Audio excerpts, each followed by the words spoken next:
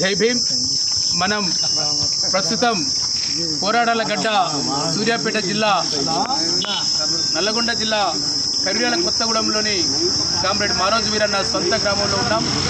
26 ఏళ్ల క్రితం కామ్రేడ్ మారోజు వీరన్నను ఆనాటి నరహంతక చంద్రబాబు బూటకపు ఎన్కౌంటర్ పేరుతో హత్య చేశాడు. ఆ సమయంలో వీరన్న ఒక విప్లవం, వీరన్న అందించిన ఇండియా విప్లవానికి ఇండియా బాటను అందించిన వీరన్న అంటేనే ఆ రోజు రాజ్యానికి ఒక అడలుగా నిలిచింది. దాంతో వీరన్నను ఎట్లకేళ్ళు మట్టు పెట్టాలని చెప్పి నరహంతక చంద్రబాబు కుట్రవన్ని హైదరాబాద్లో కిడ్నాప్ చేసి ఇవాళ సిరిసిల్ల జిల్లా నరసింహారావులో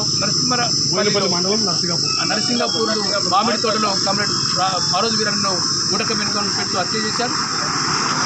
20 ఏళ్ల తర్వాత కూడా కామ్రేడ్ వీరన్న అందించిన రాజకీయాలు ఇవాళ ఈ దేశానికి అవసరం, ఈ రాష్ట్రానికి అవసరం. ఈ దేశంలో దళిత భోజన జనతా ప్రజాస్వామిక విప్లవం విజయవంతం కావాలంటే అది వీరన్న అందించిన విప్లవం మాత్రమే ఒక నిజమైన బాట.